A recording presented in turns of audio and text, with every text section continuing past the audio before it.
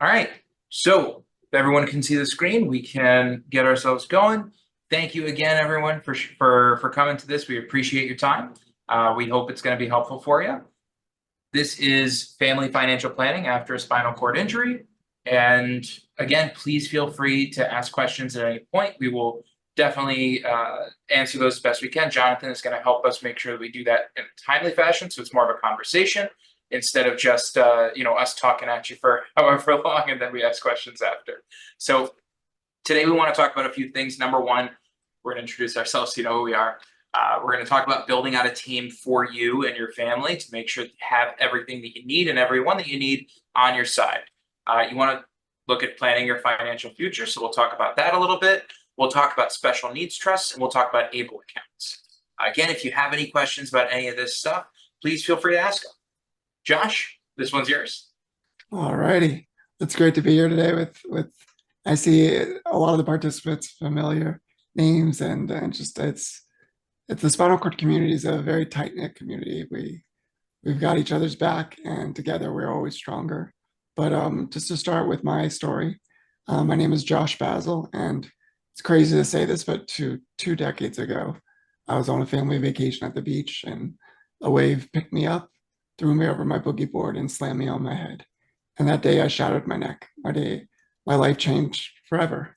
At that time, I had a plan of focusing towards independence, finding myself after my freshman year of college and everything of that sort. So after an injury, we all have to hit a big reset button and relearning different things. And with that, it also means coming up with new plans.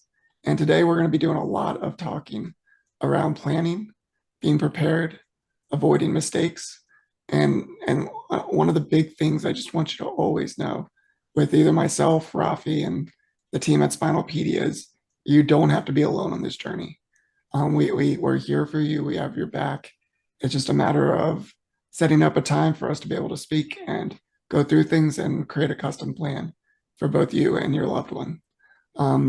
Since my injury, about 10 months after my injury, I ended up compiling stacks upon stacks of information. And I just wish I could have had that in the beginning weeks and months of my new life with a spinal cord injury. So I decided to start with family and friends, Determined to Heal Foundation, to simplify the transition for newly injured families into life with paralysis. And since then, it's over 19 years now. It's grown into a beautiful foundation with many services. One of my favorite is our mentoring platform called SPINALpedia.com. We have over 10,000 community members and over 34,000 videos that the videos are broken down by physical functionality. So you can put your exact movement in. And next thing you know, you have 500 to 1,000 mentors in your unique world to show you how to tackle life. I went on to graduate from the University of Maryland, then magna cum laude from law school. I'm now a trial attorney. I also am a consultant and a passionate disability rights advocate. And just it's great to be here today. And we'll throw it over to Rafi's introduction. Thanks, Josh. I have to say before I get into mine, Josh and I have done other seminars before, other talks before, other podcasts and debates before on online together, and it's really, really nice to be back in the same Zoom room. So thanks, Josh. This is me. I apologize. My photos are not quite as nice as Josh's. I love dogs. My dream since I've been a little kid is to have a dog shelter. So that is first and foremost in my life. There are lots of bad people out there, very, very, very few bad dogs. And I love the outdoors. That's my wife in the central photo, Aldema. We love fishing. It's something that she used to do with her father. It's something that I love to do with my father. So it's a big part of our outdoor adventures. And I was in search and rescue in the Israeli military for 3 years. I was a combat medic commander, and that's also an important part of my life and what I do. It exposed me to the impacts of medical events pretty early and in not so nice a way. And when I got out of the military, I worked in finance for a little while. Then I found Accessibility. Accessibility, as some of you may know, is a company that's dedicated to making the internet accessible for people of all abilities. And I was very privileged to be there at a very early stage. I was there for 5 years. We helped grow the company into what it is today. We have over almost 300 employees actually in 2 countries, an operation in Europe, and really making a difference. I was very proud to be part of that. And Northwestern Mutual reached out to me less than a year ago and said, "Hey, how about being a financial advisor?" And I kind of didn't really know how to respond other than saying, tell me more. And what I realized was I had an opportunity to help people in a different way than before. As fulfilling and rewarding as working at Accessibility was, I was not directly helping people. The product did. I wasn't really directly helping people. And now in my new role in financial planning, I'm able to make a real impact in people's lives and families' lives. And I didn't realize, you don't know what you don't know. I really didn't know what I didn't know until I got into this. And hopefully we can share some of that stuff with you guys today, and everyone will benefit from it. So, oh, I should also mention Tourniquet it's a small nonprofit that I created a while back, not quite on the level of Spinalpedia, of course, but my goal is to put tourniquets and other emergency medical equipment in every bomb shelter in Israel, which if there's somewhere there should be medical equipment, it's probably there. Anyways, that's about me. Our mission today is number one, to empower the families. You are not alone, just like Josh was saying before. This is something that is really central to our approach to all of this. You try to do things on your own, it's almost always going to be more difficult than if you have a team behind you.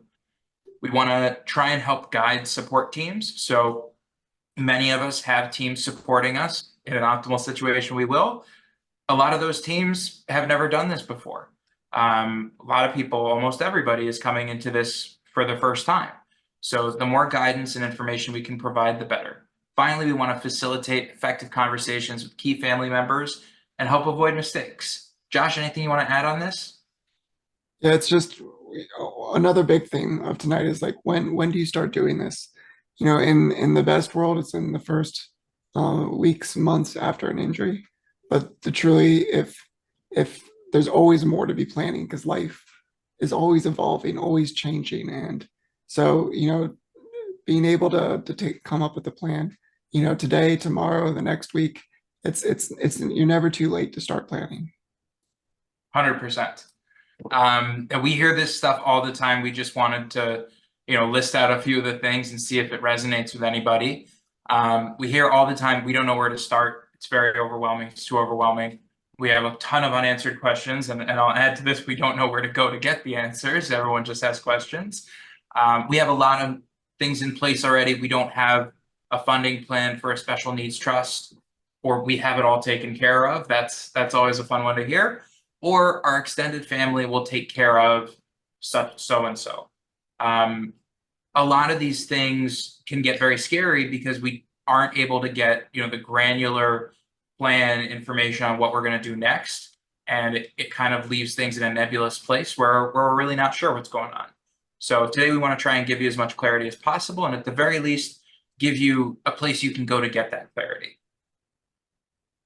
Josh, I think this one is on you.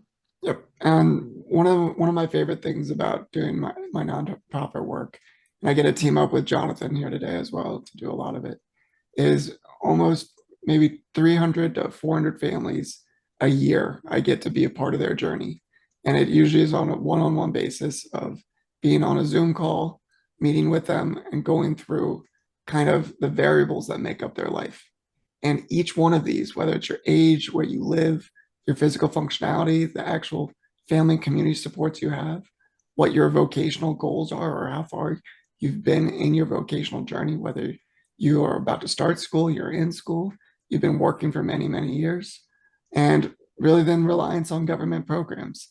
And one of the big things that is overlooked is the estate planning and asset management, because this is where either mistakes are made or you just give yourself big headaches down the road because you haven't planned early enough.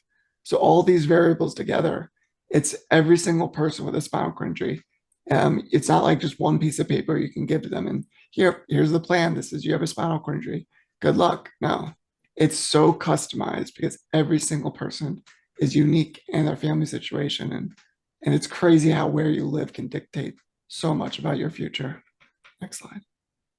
Absolutely. These are some statistics on here. There's a few of them that we really wanted to highlight. So 82% of familial caregivers, which we're calling, the people in your family who might be responsible for some of your care. 82% are concerned that they don't have enough financial resources to last their relative with disabilities lifetime. 70% believe they'll have to compromise their own retirement plans in order to provide for their dependent with special needs. And only 23% of families have a formal financial plan for their dependent, and only 37% work with an advisor. I would add the usual statistic in the US is less than 2% of families work with an advisor. So many families in these situations do see the reason to have a team in place, but 37% is not enough. It should be everybody. Everybody should have the team that they need in place and the support that they need in place. Anything you'd want to add here, Josh? I think the statistics say it all. It's there's a lot of worrying out there, and there's a lot of just unknown. And to be able to start planning and coming up with just what you, and I'll talk a little bit about options. Yeah, let's go to the next slide, and I'll really dive deeper into this. So it's never too soon to start planning. So and whether you already have a plan in place, it's just there's always ways of figuring out a new path forward, or a different road, or a different option. And the key is to kind of figure out what all of your options are, and then for you to take that power to decide which direction you go in, no matter what, who you have coming in your life to be able to advise you or to plan with you. At the end of the day, you're the captain of the ship. You get to decide. But having those options gives you choice, and with choice gives you power. And you really don't have to do this all at once, and you don't have to do it all alone. Like, it's just the truth is building out your team. I always try to, for myself personally and for others, is to create that dream team of people to surround you. Having good people in your life, trusted people in your life, or just people that can advise you. It's just the more people you have your back, the more that you can really go on and be a part of this adventure of life, and to try to make sure that you get the most out of it. Next slide. 100%. So I think, to cut in here for a second, we have Josh here, who's a fantastic attorney. This is not his area of specialty exactly, because he's in malpractice, but of course, Josh has an enormous amount of knowledge in this area. I do financial planning, but there's other people that you might want on your team. The standard that we talk about in this situation is you want a financial professional of some kind, you want a community and government benefits specialist, super important, and you want an attorney, somebody who's special, who at least has good experience in disability and special needs, in these trusts, in these kind of structures. Not every attorney knows this kind of stuff. So if you don't have all of these different components, it's very easy to miss out on opportunities. I'll give you a great example that's unrelated to disability. Recently, I was in a client meeting, and some of you may be familiar with the concept of tax loss harvesting. It's basically the idea that if you bought Apple at $100, it goes down to $90, you sell it and you rebuy it in the same second, you say for taxes, yeah, we lost $10, but we have the same amount of money that we had before. That kind of thing can be automated, and it can be a huge benefit to certain people in terms of creating, reducing tax burdens by creating losses that we can say are not real losses, quote unquote. A lot of people who are very intelligent, who've done a lot of homework, are simply not aware of these rules because it's not something they've been exposed to. So having different people on your team with different areas of expertise can make sure that you have the resources that you need, because we don't know what we don't know. Anything else here, Josh? Yeah, building out your team is key. And when it comes to the community and government benefits specialists and supports, that's where SPINALpedia come in. And that's what we do with families each and every day. And it's a free resource. So just being able to sign up with us, and at the end we can give you the information. You can always find us on spinalpedia.com. I'll give you my personal email and this and that, but come set up a session with us, and we can talk through your own journey and create a custom one for not only you, but also your family members with spinal cord injuries. Excellent. So it's just a little bit more color on all of that stuff. Some of the things that you may want from your attorney to make sure that are done. You want a letter of intent. You may want a guardianship. You will probably want a special needs trust or a third-party trust. You'll probably want power of attorney for certain things. And if you're a familial caregiver, shall we say, or even just a parent, spouse, anybody involved, you probably want to have your estate concerns taken care of, like Josh was saying before, to make sure that there are no negative implications, but also just for your own peace of mind. Financial stuff, you might want to focus on life insurance, on disability income insurance, long-term care insurance, also for caregivers and for other members of the family. You want to make sure that you have your other assets growing in intelligent ways. So to back up for a second, in financial planning, we tend to talk about things in terms of 3 stages. You have protect, optimize, and grow, right? So with protect, we want to protect your income, we want to protect your assets, we want to protect your insurability, all of those important aspects of your life. Then we want to optimize your situation in terms of taxes, in terms of returns, in terms of where you're keeping your money. So in these cases, there may be implications as to, well, can we have an account like this? Can we have an account like that? This type of income might affect our government benefits because we may be showing too much income. Is there a structure that is advisable that would not show that level of income? So on. So all of those things are important to take into consideration when you're building your financial plan for your family. And then again, we want to focus on legacy, because the legacy, even for a legacy that you may not feel is incredibly significant, it is significant. And the last thing we want is Uncle Sam getting involved with that. So we want to make sure that you are as ready as possible for whatever life can throw at you. And like Josh was saying, so government benefit specialists. So there's supplemental security income, there's Social Security disability income, there's regular retirement Social Security income, you have Medicaid, you have state rules, you have local rules. Josh can tell you a lot more about this, but these 3 areas are not the only people that you'll ever need, right? You're probably going to have to deal with doctors, probably going to have to deal with teachers in some cases, maybe therapists, maybe public-private programs of other kinds. There are all different kinds of things that you're going to want somebody on your side for. So the only thing I would say there is I wouldn't want to limit the team to financial professional, attorney, and benefit specialist. If there's other people who you feel should be involved in your family planning and your in your team building, then we should absolutely do that. Josh, I think this one's, yeah. Developing a special needs life plan, like it's very unique for each person. And, we can call it special needs life plan or spinal cord injury life plan, whatever you want to call it. But the plan for me is going to be different than the plan for somebody else. And it's also going to look different for my family members or you as a family member. So it's key to understand that there needs to be different plans for different persons and different families, but then they need to find a way to merge together. At some point, they're going to end up touching, or they're going to always be touching, but it changes. Like for me, one of the big plannings, I knew I wanted to get back to work. And I worked my wheels off, got through school, did the vocational program with my state. But the second that I became employed, I learned that there was Medicaid buy-in laws, which allows somebody that is with a disability, if they want to work, they can buy into Medicaid through the state's Medicaid buy-in program. 47 out of 50 states have Medicaid buy-in programs, which is great. We still got to get 3 more. If you live in Alabama, Louisiana, and Florida, I apologize, but there's no Medicaid buy-in. But there are other things around that called Miller trusts, and for those families that are in those states, there's more that can be said there. But basically what I'm trying to say is there's got to be a plan for you as having a spinal cord injury, what you want to do in life, what are your goals, but what do you need to do to reach those goals?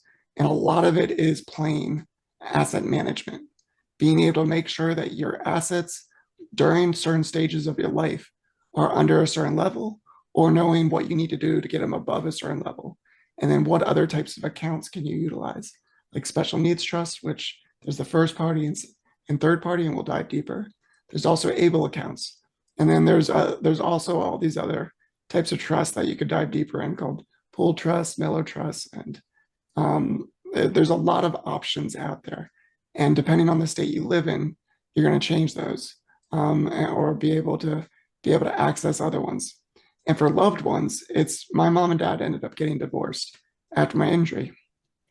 But they've recognized that more likely than not, I'm going to need to be in Medicaid for the rest of my life because that's where I turn to for my caregiving.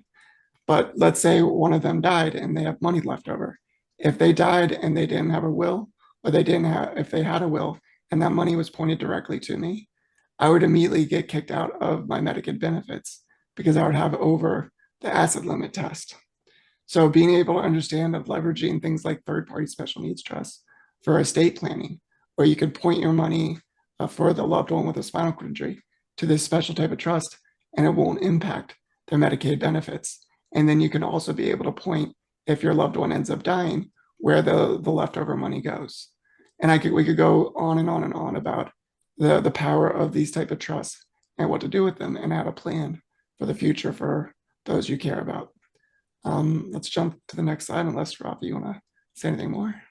I think the only thing I would say is this is very much in line with the standard financial planning that we do.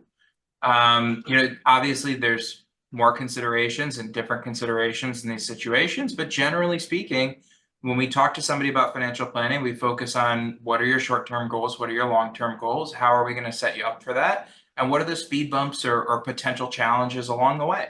So as long as we're working in concert with the other members of your team, we should be able to give you the right advice at the right time to get you the outcomes that you need. And the one other thing I would love to add there is I talked a little bit about Medicaid buy-in programs for workers with disabilities. And a part of the special needs life planning or spinal cord injury life planning, if there's rules out there that you want to have changed, you can change them. And that's a beautiful thing about our voices, our wheels, our ability to let them be heard. In Maryland, there was our Medicaid buy-in program only allowed you to have up to $10,000 in assets or up to 300% of the federal poverty level in income per year. I wasn't a fan of that. And so many others in the state weren't a fan of it. So we ended up reaching out to the governor, worked with his administration at the time. And as of January 1 of this year, we were able to get them to lift so that the state of Maryland, there's unlimited income, unlimited assets that can grow once you're in the program. So what I mean by assets is up to the amount of money that you made that year in income, you can have that amount of money in assets in your account and continue to grow. And it changes when advocates say, you know what, I want to plan for a different future financially for myself or for my family or to be able to get married. So I just wanted to share that with everyone. That can be done on state by state. My buddy in Tennessee, they had no Medicaid buy-in program last year, or they kind of still don't, but he ended up passing legislation, got the governor to sign into law. It will go into effect most likely next year. And Tennessee will then have a Medicaid buy-in program. And they will have unlimited income, unlimited assets, and allows unlimited age, so you can work above the age of 65. I was very, very proud of Robbie. That's awesome. Super, super exciting to hear. I mean, I'd known about Maryland for a little while and was very happy along with you. Didn't realize we were making that kind of progress elsewhere as well. State by state by state. It's a domino effect that we're trying to push. We just need advocates in those states that are willing to change the rules. 100%. I think on this one, just to continue a little bit, because I think we've already covered a lot of the stuff on this slide. You want to work with the government benefits specialists and other people who know what they're talking about to identify what you or your loved one is eligible for. Is it the Social Security, one version or another? Is it Medicaid? Are there vocational services and options that you can access? For example, there's a really fantastic nonprofit out on Long Island that does a huge amount of vocational training and other things, depending on the disability or not. Like, really, they have a ton of variety there.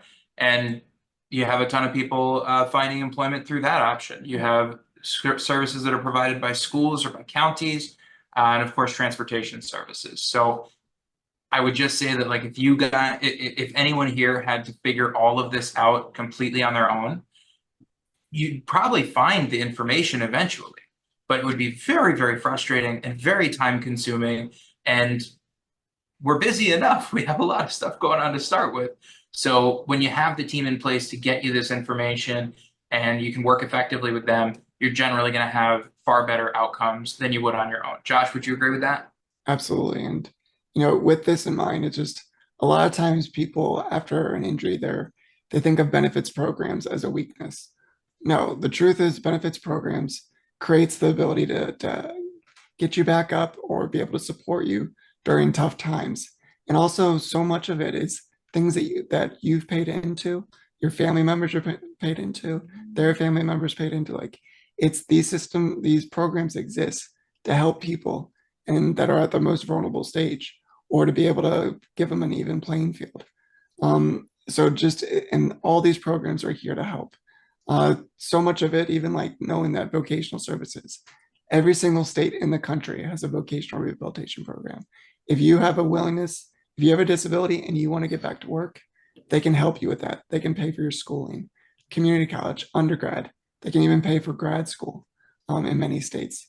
They can pay for assistive technology, vehicle modifications, being able to access Medicaid and knowing how to get into the long-term care programs or which long-term care programs and how to best advocate for yourself to maximize the number of hours that they will give you. Or in the appeal process, knowing how to be able to do that. And so that the state might over time want to reduce your hours and how you can fight that and make sure that you keep what you have or even gain hours that you need. In public school system, the counties can pay for caregiving or paraprofessionals to be able to be with your loved one in the classroom. And transportation services is a very important one to be able to get around, to get to doctor's appointments, and being able to know kind of what your options are to be able to have access to the world around you. 100%. And the last thing there that you want to make sure you're not spending money unnecessarily as the finance guy on the talk here. If there's an opportunity for Uncle Sam to pay for stuff, regardless of our feelings about it and anything else like Josh was talking about, we should take advantage of that because you deserve it. Like a spinal cord injury, Rafi, is the most expensive injury anyone can have or anybody can dream of. And every dollar that you can save or every dollar you can put to your quality of life, it is a big value towards changing your everyday life. So every day we have to save every dollar that we possibly can. And guess what? For a lot of people, they save for a rainy day, but for someone with a spinal cord injury, it could rain at any moment and it can pour. Absolutely. I think this one is also for you, Josh. Okay. So, being able to play that asset game is so important, and being able to know the rules and how to, whether or not, after an injury, you have all this money. It's like, now what do you do with it? Where can you put it to be able to get within, the SSI limits of $2,000 or less and the Medicaid limits of $2,000 or less, or being able to jump into a Medicaid buy-in program that might have different asset tests, but being able to know all of your different options to be able to get your family members or yourself or the ones you love into these programs without having the big headaches of getting denials or making mistakes or going down the road. It's just a lot of, I've spoken at many different conferences on benefits planning, and a lot of benefits case managers like, I wish I was actually like a rocket scientist, because at least rocket science follows logical rules. But when it comes to the benefits world, it's just you have one program, one provision, one this that doesn't balance out with the next one. And it becomes a headache of like, all right, why can't this just be simple? Why can't this be straightforward? And I don't know if they do it on purpose so that people either get discouraged or not want to be a part of the programs. But the truth is that if you can navigate it with someone that's knowledgeable and to have your back when you need to make decisions or when you need to fix an issue, like it's just there's always a path forward to go through it and to be successful at the end of the day. But if you do it alone, it becomes that much harder. 1000%. And to back you up a little bit on that, I would just say finance is similar. It's a gate-kept industry. They make things more complicated than they need to be, and they use big fancy words to make people think that it's more complicated than it is. And almost to deter people from taking advantage, I could say in particular, of tax benefits. Just in general, financial planning, many tax benefits are difficult or esoteric to access. So most people don't know about them or don't have the wherewithal to access them. I feel like a lot of this stuff can be similar, where you don't know until you know, and in some cases that's too late. So the more we can provide that information, the more that we can take away those gatekeepers, the better. Because we want really all of you to have access to everything that you need free of charge. Like, you shouldn't have to employ very expensive attorneys for many, many hours just to get answers to basic questions. It's just, if we can build out these foundational levels of people's lives from the beginning, like when you're in the critical unit, you're there to survive. When you get to the inpatient unit, you're there to learn your spinal cord injury education so you can make your way home. And all of a sudden, we take care of people in many ways really well in those earliest days to get them up and to get them out. But then when they go back into the community, they're by themselves and they have to figure it out on their own, or get lucky enough to bump into a mentor or somebody else in the community that has figured out a lot of the pieces of the puzzle. My dream, especially with the term deal and SPINALpedia, is to get to families as early on as possible, or get to them the next day as we can in their journey, to make sure that they can develop those custom plans and to be able to figure this out and to move forward. Awesome. And that leads to success stories. Yes, indeed. It's a matter of, both being able to survive and thrive in the community, and having that planning and being able to have that game plan allows just for that. 1000%. And this one is just a slide asking a question: will your loved one qualify for Social Security? So this is something that I think we should talk about a little bit more in depth. Supplemental, and of course, if anybody has questions about any of this stuff, feel free to ask it in the chat. We can also talk to you offline about it. But generally speaking, with supplemental security income, so as long as there is an onset of disability, usually before 22 years old, so then you're able to combine the parent's income, parent's assets, household size, and from that information, the government will essentially determine what your eligibility and benefit amount will be. There's a lot of variability here. There's also a lot of changes year to year in the code. So it's important to check this stuff. It's important to work with somebody who knows what they're doing. And it's important to check it also year to year, because the benefit that you've been getting for the last 2 years may not have been updated. You never know what happens with government stuff. It doesn't function perfectly. So good to stay on top of that. But once you're over the age of 18 with working parents, it's a similar calculation. The maximum that you can get is $943 a month for 2024. It's probably going to go up a few dollars for 2025, just like it did this year. And this is one of those situations where there are means tests, right? So they're going to start asking, where are your assets? How much do you have? How much do you earn? And this is where those third party or first party trusts become very, very important, because those can help you not show that kind of income, if that makes sense. I'm a big supporter of SSI for as many people with spinal cord injury, especially those with the highest level of injuries. One of the great things about SSI, no matter what state you're in, if you want to go back to work and you're in SSI, you can do so, and it gets you into a special program just for SSI recipients called the 1619B program. And actually, the more money the state spends on you within the Medicaid system, you can actually make more money based on that.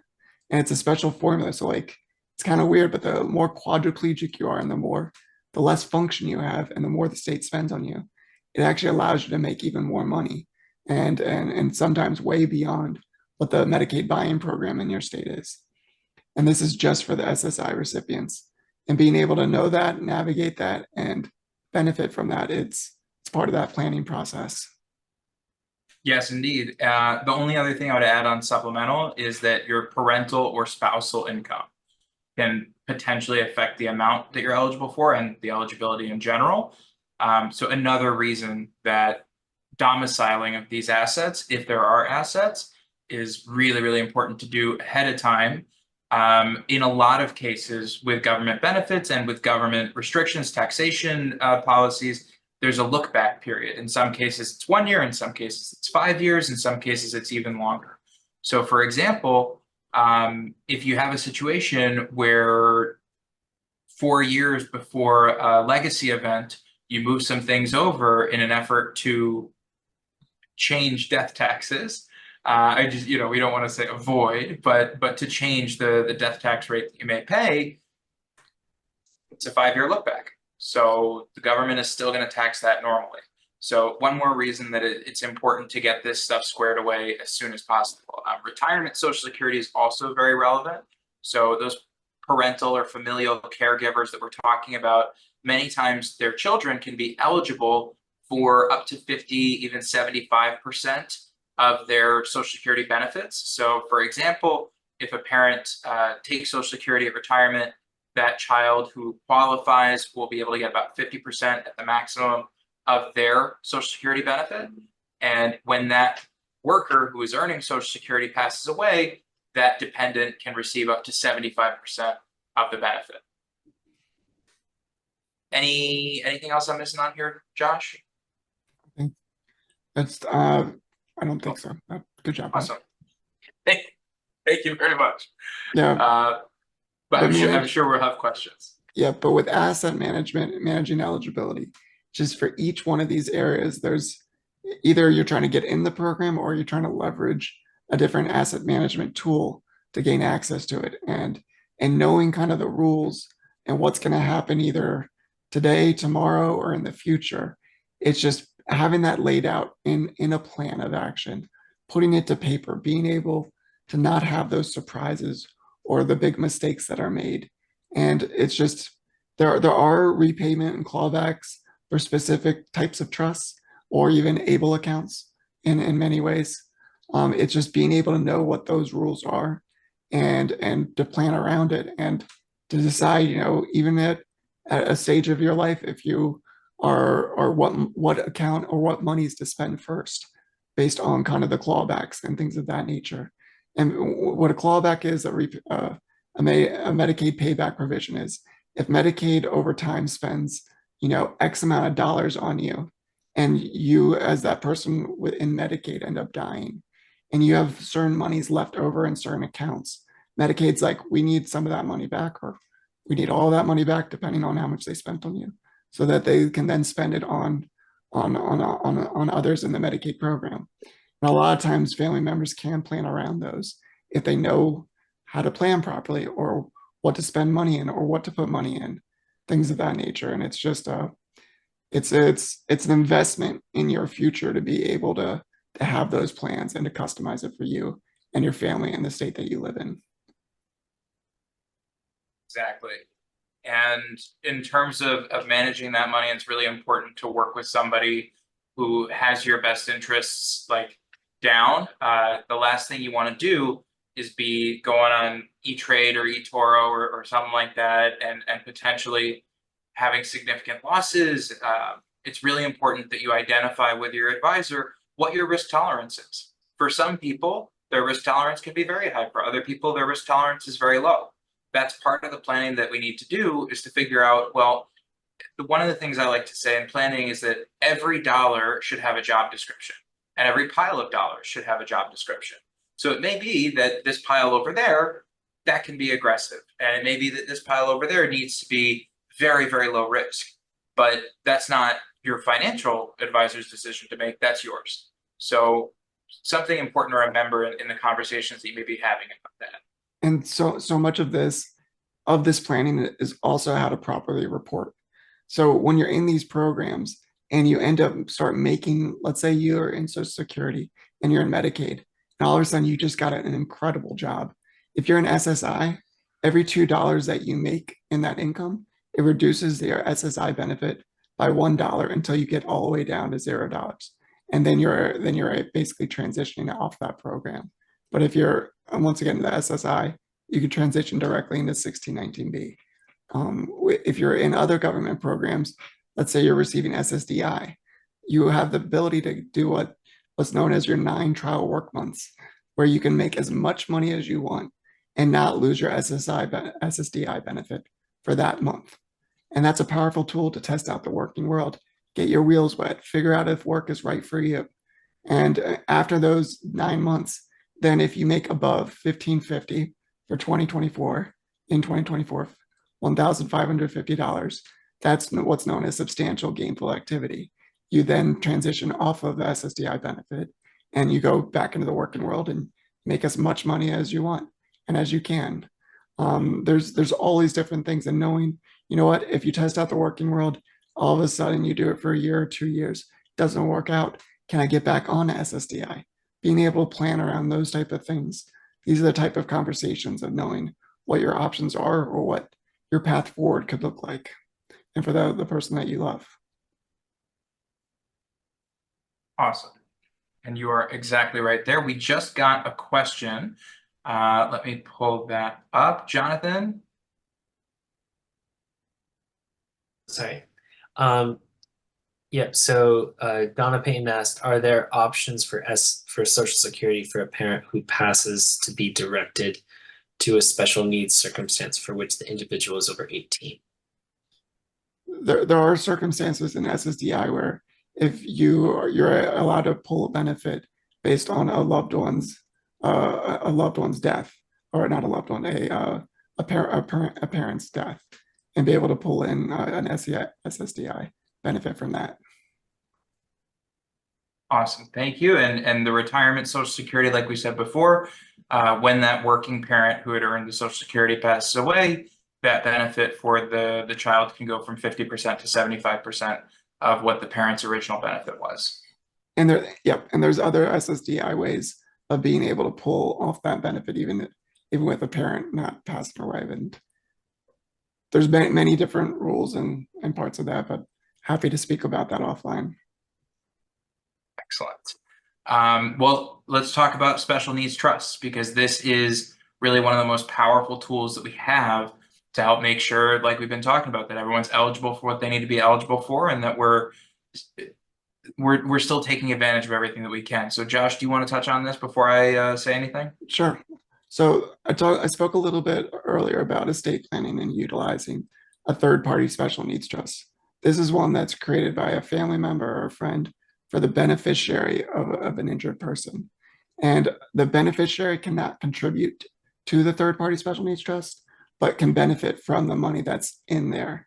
And third-party special needs trusts, you can have it own a home, you can have it own a vehicle, you can have it own real estate and investments, stocks, bonds. You can have that money grow.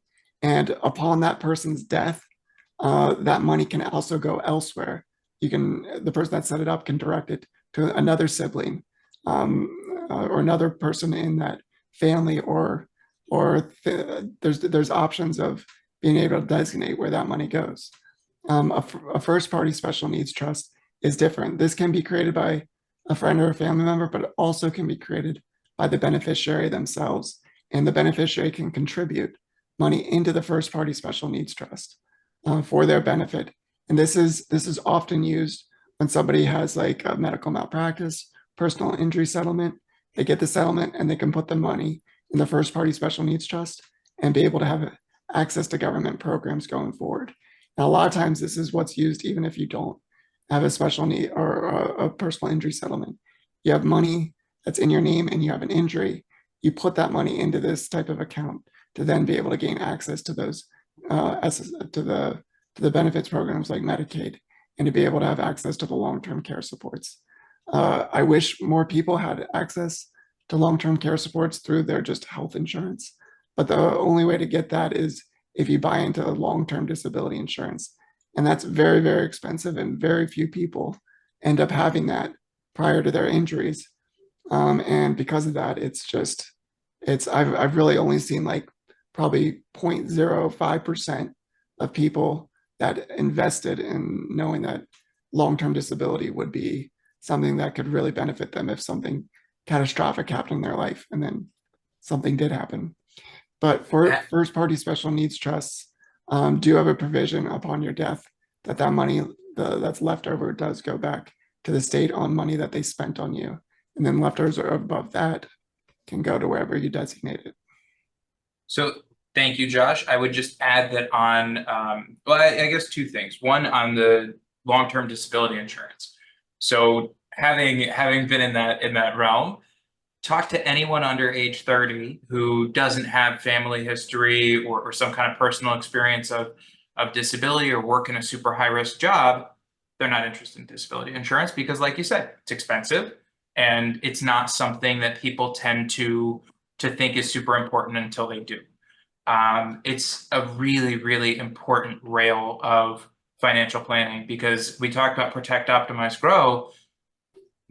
Everyone here knows just how much disability, and especially a spinal cord injury, can impact your finances. There's no income, there's a ton of expenses. What do? Long-term disability insurance can guarantee X amount of income tax-free until age 70. It is not the cheapest thing in the world in terms of relative expense versus potential benefit, but it's something that we tend to recommend to most families, at least for the primary breadwinner, to make sure that no matter what happens, the family is going to be okay.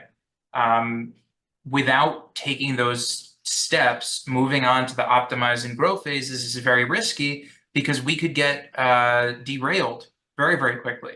So something like this can happen, and if a family is not planned for it, it can deplete almost all of the assets and change that family's financial future.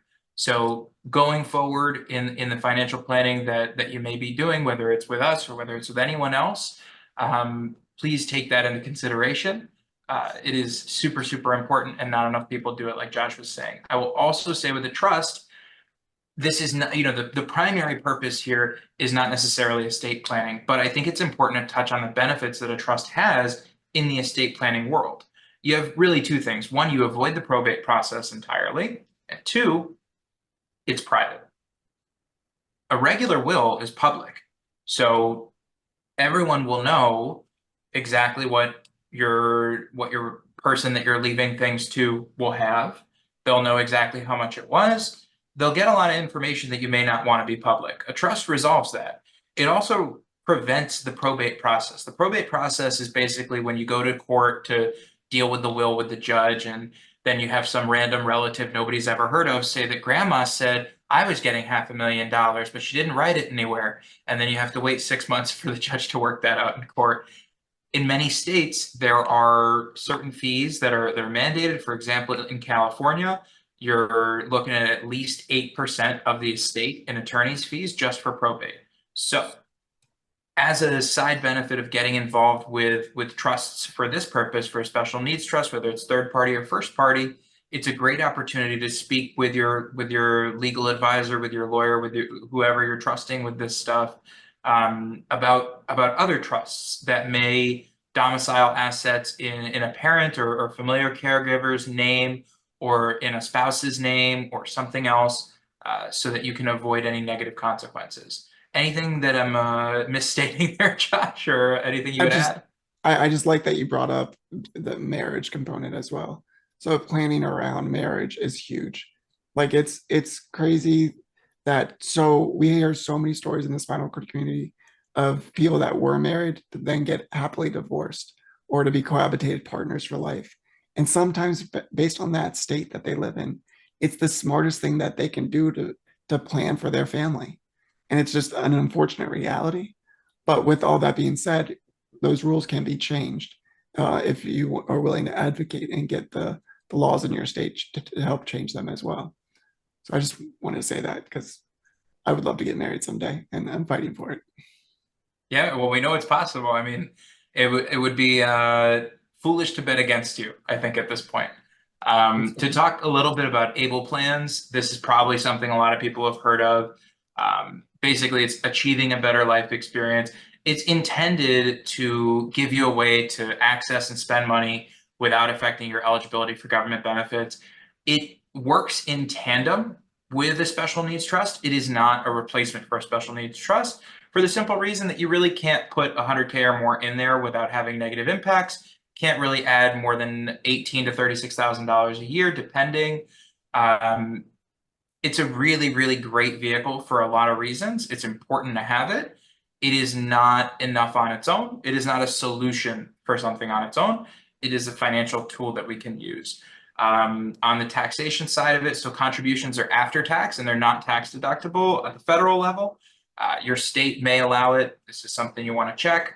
But generally speaking, if you're contributing post-tax, you're not going to have as many issues with it after the fact. If you're withdrawing any profits or anything like that, in some cases, those are not taxed.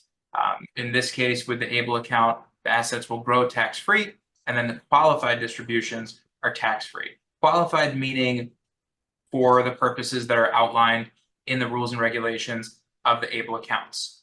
So it may be medical care, it may be important things, maybe a chair, for example, or other things that are related to an injury or disability, or it could be just day-to-day lifestyle needs. I doubt, however, that a new Rolex or a Rolls-Royce would be tax-free under this. Josh, anything that I'm missing there? One of the things that I really love about ABLE accounts is you're given a lot more freedom as the individual that's the beneficiary of it.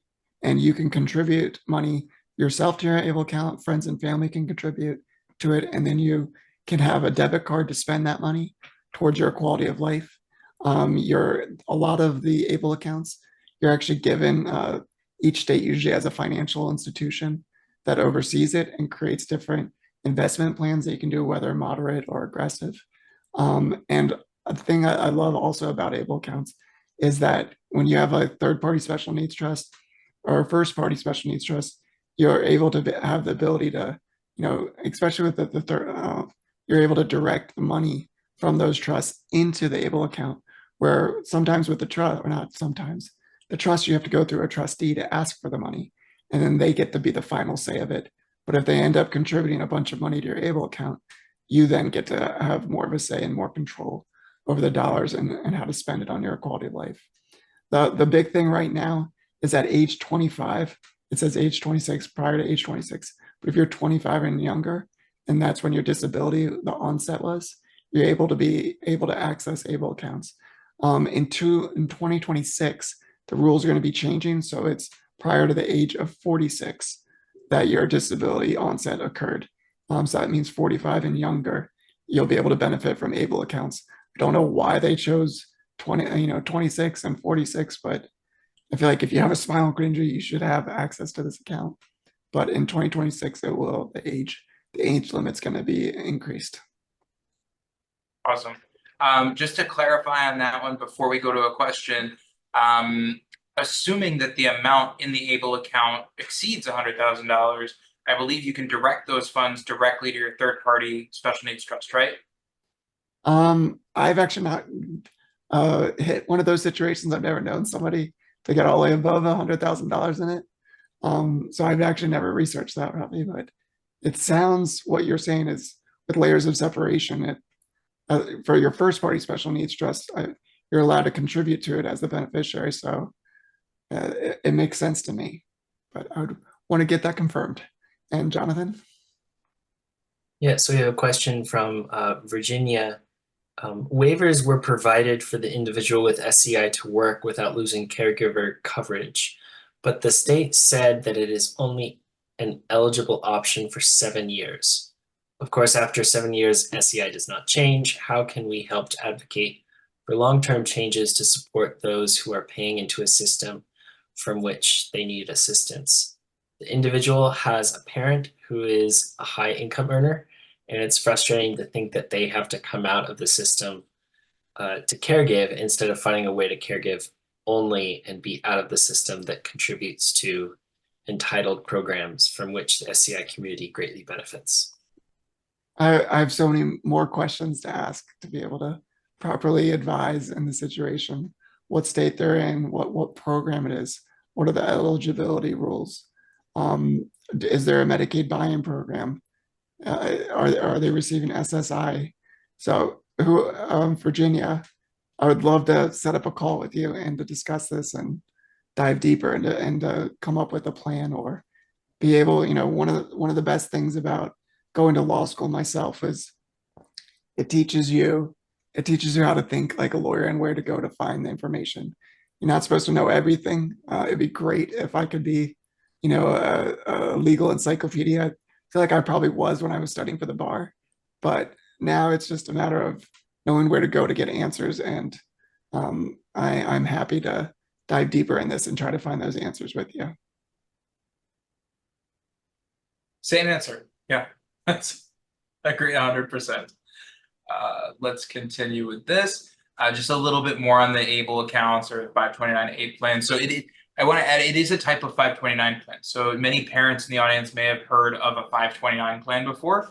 It's basically a account that you use to fund education, has similar tax benefits. So this is just another version of that, specifically intended for a different purpose. And like we were saying, you can use it for education, housing, transportation, training, assistive technology, personal support, pretty much anything that improves your health, independence, or quality of life. And again, like Josh had mentioned, so anything left in the plan at a death event must be used to reimburse the state for Medicaid support. This is just a little chart showing some of the differences between the ABLE plan and the Special Needs Trust. This is very much what we were talking about before, and I think just important to point out here that it's not an either or. These are, I would think of them like puzzle pieces that you're putting together. So it's nice to have one puzzle piece on its own. It's much nicer when they all fit together and they work together and they make a pretty picture. These are just puzzle pieces that should be in your sort of toolbox to mix the metaphors there. Josh, anything on here you want to add? Absolutely. Just exactly like you said, there's different tools that you can have in your toolbox depending on your unique variables, unique fact pattern, state you live in. You got to work with the tools you got and play the best hand forward and work with what you got. So I agree with you, Rafi. Excellent. And don't forget to plan for yourself too. So this is whether you're the individual with a spinal cord injury, whether you're a caregiver, whether you're a family member or anything else. Like they say on the airplanes, to use an old tired example, just like they say on the airplanes, put your oxygen mask on first before helping others. If you are not in a situation where you're stable and able to help others, then it may not actually be helpful to try, because it may worsen the situation. It may cause unforeseen consequences. So it's super, super important for everyone in this situation to make sure that you have your own plan so that you can help others as well. Yeah, Josh? And it's just if you have money to be left over to a family with a spinal cord injury, talking with an elder attorney, estate planning attorney. I'm a big fan of the State Special Needs Alliance, and there's many other recommendations that can be made. Rafi can make them, I can make them, but being able to find the right special needs attorney is key. And being able to know if you have money left over, what to do with it to make sure it takes care of that person that you want it to take care of. And then after they're gone, how that money can still go to help others that you love.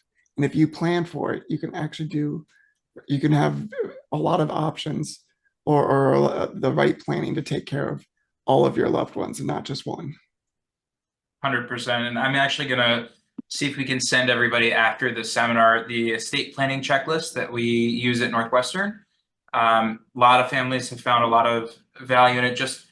It's a checklist. It's a lot of things that we may not have thought of, may not have considered, may not have realized. Sometimes it's a little uncomfortable to start thinking about legacy and death, frankly, but it is important.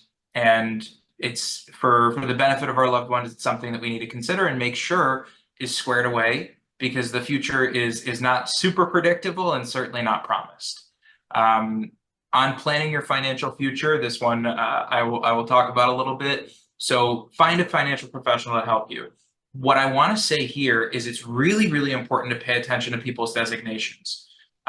If somebody is a financial representative, financial advisor, wealth management advisor, or fee-based advisor, any of those 4 titles, they're going to be subject to the best interest regulations in their state. They're also likely going to be subject to the SEC and other regulatory agencies basically just making sure that they're in compliance. I'm based in New York, so I'm subject to New York best interest laws, which are exactly what they sound like. You must make a recommendation in the best interest of the client.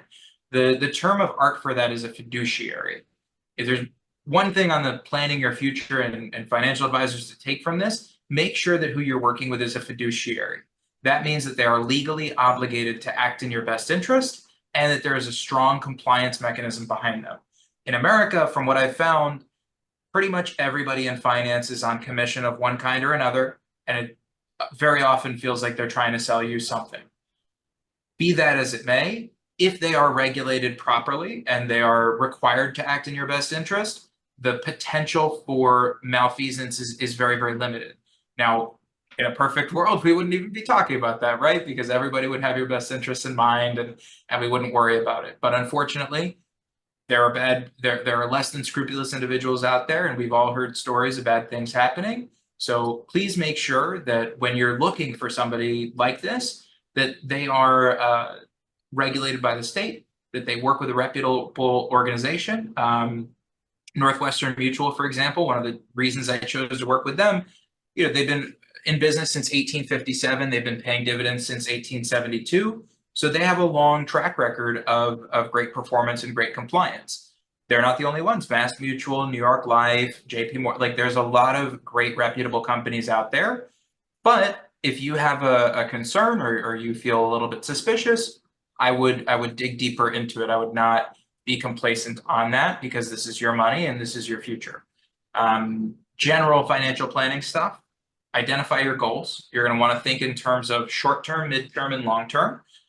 We want to get specific with goals as well. If you tell me, hey, I want to buy a house in 3 years, I'm not going to say, great, let's start putting money in a savings account. I'm going to say, well, what kind of house? What neighborhood? What's the down payment going to look like? What's the mortgage going to look like? Do you know, are there going to be expenses that you expect with the home? There's any number of variables that go into these kinds of things. So it's a lot more complicated than just, well, let's start saving for it and hope for the best.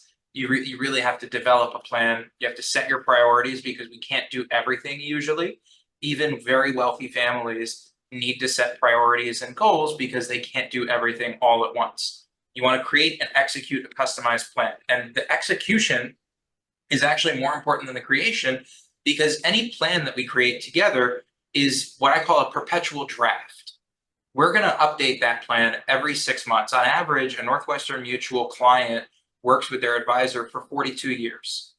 Not a bad amount of time. I have obviously not been around long enough to work with clients for 42 years yet, but these are statistics from a long history of financial planning. Every 6 months, we meet with our clients and we make sure that, hey, are you on track in the plan? Is everything going as expected? What's changed in your life? What is different? What is concerning? What is great? Maybe you got a raise. Maybe we're not working at the same place we were before and we're not making as much money as we were before. We need to change that plan, we will. But we're intending to be trusted thought partners versus the dictators of your finances. At the end of the day, these are your decisions, and we're here to be a sounding board, to provide information, to provide guidance, but not to make decisions on your behalf. I guess to recap, unless Josh, is there anything you want to add on here from your own experience? Just all these different decisions that have to be made.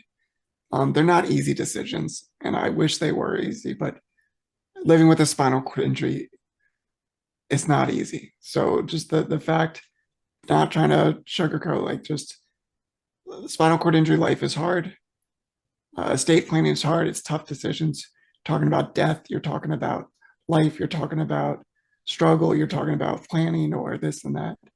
But just be able to do it with somebody that can guide you in the right direction will make it that much easier. And it's better to plan than not plan, because making mistakes creates horrible headaches and actually will cost you a lot more money in the end. Yes, indeed. So just to recap everything that we talked about, you want to set up a team. You want a financial professional, you want a government community benefit specialist, you want an attorney, and you may want other people on your team as well, depending on your specific situation. You want to develop a special needs plan. In this case, we may call it a spinal cord injury plan. But develop a plan for yourself. Understand what's going on right now in your life. Understand what you want for the future. Again, in that short term, midterm, and long term, it's really important to think all that stuff through. Get the benefits that you're eligible for. Like Josh was saying before, if it's money that you are eligible for, you need to get that money, and you should not have any negative feelings about taking that money. That money is yours. Estimate the future costs of care.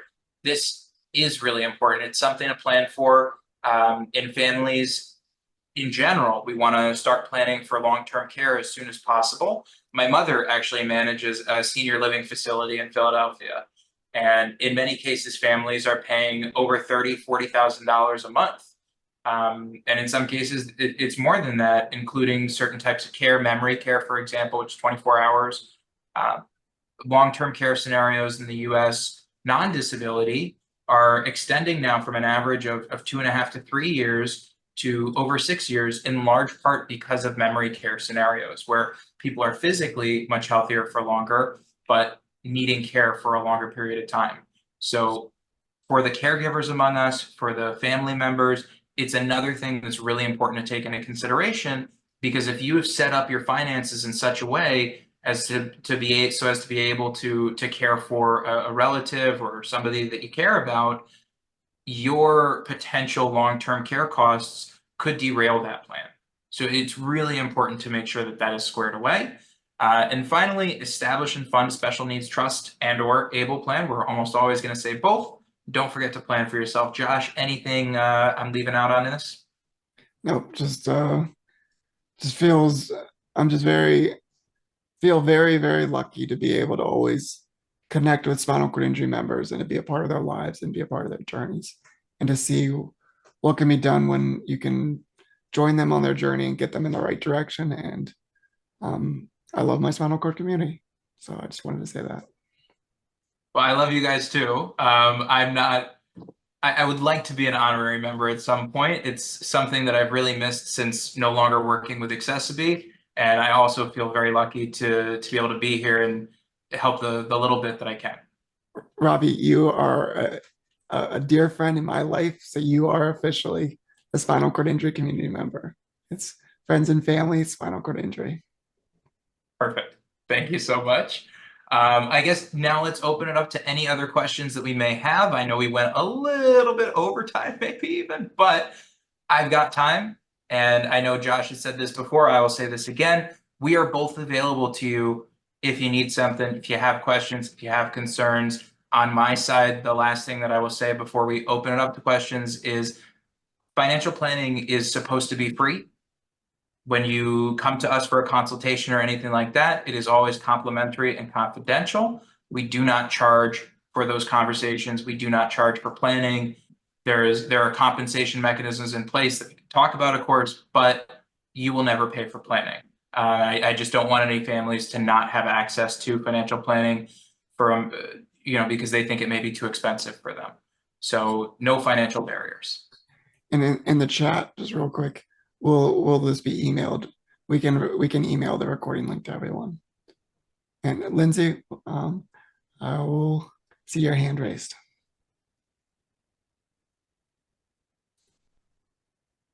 Hi, great presentation. I'm exactly like where you guys are talking about, and I need a lot of support. I'm in the middle of an asset income transfer for Medicaid eligibility for PCA services, but I'm married and I have 3 boys, and it's that long-term piece that I need to have help to figure out. I'm also a small business owner and just had to transfer the business out of my name for the reasons that we were discussing. I do consulting work as a school counselor for school districts in Alaska. And I feel like as far as like my team, I have certain people there, but I'm just not confident that I know what I need to know. And So like thank you to you. like speak the same language would be helpful. Thank you for sharing that. And so what we can do at the end, we'll send the recording link. but I'll also put in my calendar, which is like a calendar booking link where you can look into and schedule a meeting, and we can meet with my SPINALpedia team, and we can talk all things your journey, and there's probably 15 more questions I need to ask you to be able to like fully be able to give you the advice that you need and deserve on your path forward. Okay, Yeah, I'll same be sure to like 100%. bring the documents and like what I've. Okay, cool. I'll be sure to bring the documents and stuff that I have of like where I'm at and like so it's pretty clear like the steps that I've taken to this point to that meeting. And then see where I need to go from there. Sounds good. Perfect. I Okay. would just add Thanks, super Josh. quickly. Okay. Super quickly, there's a network of advisors at Northwestern Mutual. There's 90 across the country, one in pretty much every state, that specialize in special needs planning. If anybody is in a state that is not New York, don't worry. We can still refer you to somebody. We can still help you. Again, I know a lot of this stuff is very state specific and lots of regulations here, there, and the other place. And I don't think anybody can know it by heart or off the top of their heads. Even Josh is not a legal dictionary. So I also feel very lucky to be able to draw on different resources around the country. Thanks, Rafi. Absolutely. And I'll share my Zoom link as well in case anybody wants to schedule something. But Josh can also connect you to me if that's needed. Yeah, we'll put that in the follow-up email, and we'll hopefully be able to send that out tomorrow. We'll probably need to make the recording video and upload it to YouTube or somewhere where it's easier to view, so you don't have to download a big file. Exactly. Does anyone else have any other questions? Or I think that's that, Rafi. It was a fun Looks like it. presentation. Miss doing that with you, buddy. Me too. Well, to another one very soon. I look forward. And I guess, I finally get to say this again. Stay positive, test negative, everybody. I'll see you soon.